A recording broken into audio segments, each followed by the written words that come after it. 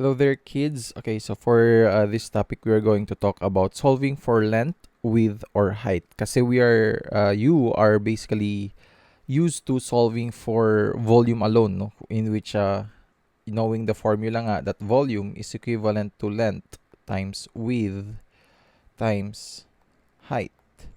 Now, you will encounter situations such as, let me just draw the figure first.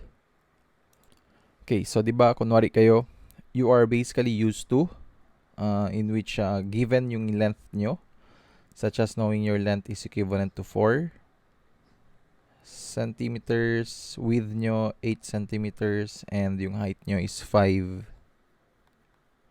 centimeters. Okay, there are cases that one of the dimensions will be missing. Kunwari, the length will not be given, but the width will be given, the height will be given, and also the volume will be given. There will also be situation in which the width will not be given,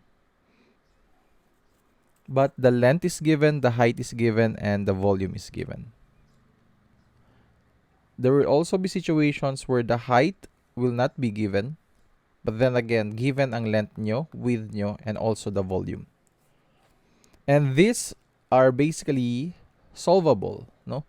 Madali lang yan siya. I'm going to give you the formula on how to solve if the length is missing, if the width is missing, and if the height is missing. And after that, I'm going to explain how we ended up with that formula. Okay. Again, knowing how to solve for the volume, we have volume, length, width, and height.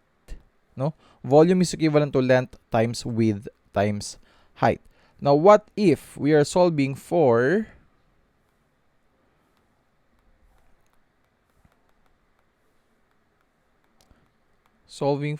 let's say, length ang missing dito.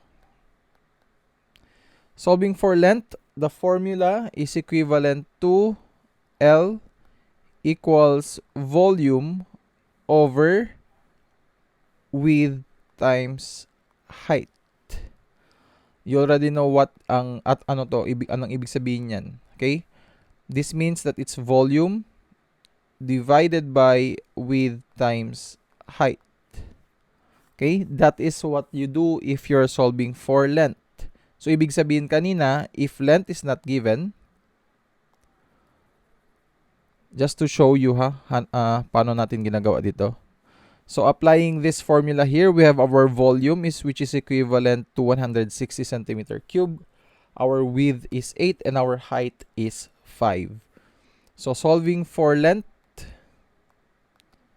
160 centimeter cube divided by what's your width? It's 8 centimeters multiplied to your height, which is 5 centimeters. Correct ba? 8 and 5. Okay. Then, proceed with solving lang.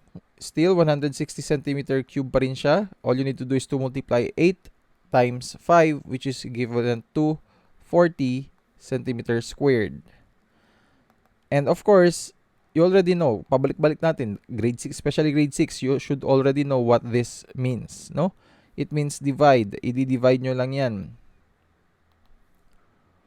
So that's equivalent to 160 divided by 40, which will give you 4 centimeters na lang. Okay, take note of the unit. Multiplying centimeter will give you centimeter squared. But dividing centimeter cube and centimeter squared will give you just 4 centimeters alone. Okay? So, ganun lang po kadali. And if you're going to check, ano yung answer kanina? It is 4 centimeters. So, correct ang answer natin. Okay? Again, that is how you solve for length. I will write it down again. Solving for length, please do write this on a separate note dyan sa inyo so that you'll have a copy of this sa index card bar. Solving for length is equivalent to volume over width times height. If you're solving for width, this will now be equivalent to width is equivalent to volume over length times height. Now, if you're solving for height, this will now be equivalent to width is equivalent, height pala. Height is equivalent to volume divided by length times width. Okay, again, for length, kindly copy this. Length is equivalent to volume over width times height. For if you're solving for width, ibig sabihin kapag ang width ang missing, okay, siya yung walang value, no value. Pag ang width, it's equivalent to volume divided by length times height. Pag ang height naman ang missing, it's already there. Height is equivalent to volume divided by length times width. Ngayon, i-explain ko lang, how did we end up with this mga formula na yan? Okay. So, from our original formula, which is volume is equivalent to length times width times height. This is called deriving the equation. Okay? Deriving process. Okay. So, having the original formula, and it depends on which you are solving. For example, if you are solving for length times width, what you want to do here is what you want to solve here pala is length, no?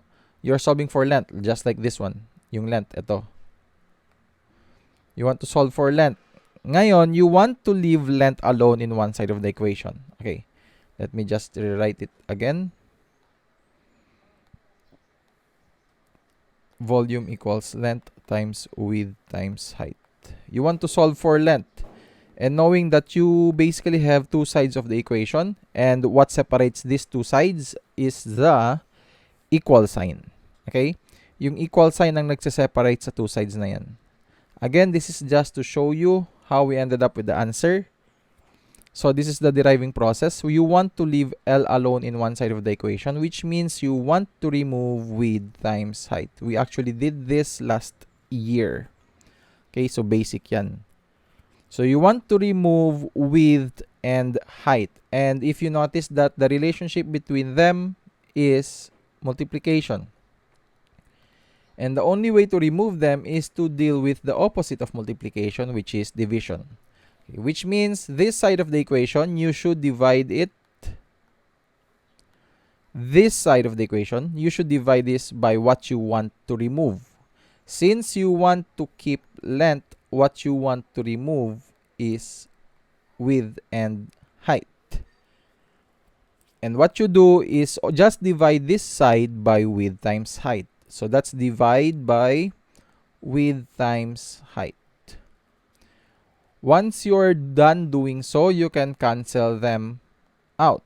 And the golden rule for deriving process sa algebra, what you do in one side of the equation, you should also do it on the other side of the equation. Which means if nag-divide kayo, then again, like what I've said earlier, divided tayo by two, we have two sides, no? And what divide the sides is the equal sign. Since you divided this side by width times height, you should also divide this side by width times height.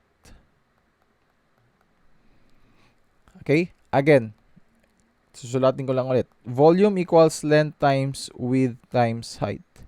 You're solving for length. You should divide this side by width times height because that is what you want to remove. Cancel. What you do in one side, do it on the other side of the equation. Width times height here. You are now left with this. If you are going to rewrite them, length is equivalent to volume over width times height. Again, this is just to show you how we ended up with our original formula, which is this one. Same goes for the others, okay? Hindi ko na i-explain thoroughly yung deriving process. Ang importante kasi for now is that you have this kasi it's difficult to make you understand lalo na pag ganito. Okay?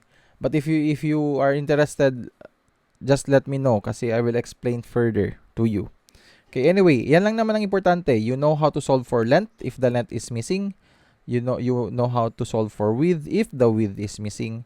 And you know how to solve for height if the height is missing. Okay, so ganun lang. Again, ipakita ko lang sa inyo, what if you're solving for other parts? Volume equals length times width times height. So what if you're solving for width? So which means you want to remove length and height in this side of the equation. So all you need to do is just to divide it by length times height. Doing so will cancel L and H. What you do in one side of the equation, do it on the other side of the equation.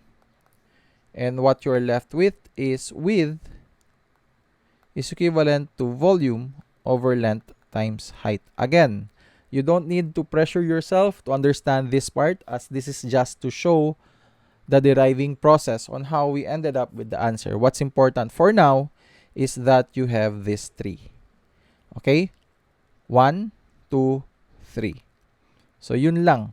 Yan lang yung kailangan nyo for now. The deriving process is not important for now, but technically, it is very important for your learning process as you go through your high school to college life. Okay? So, ganun lang muna for now.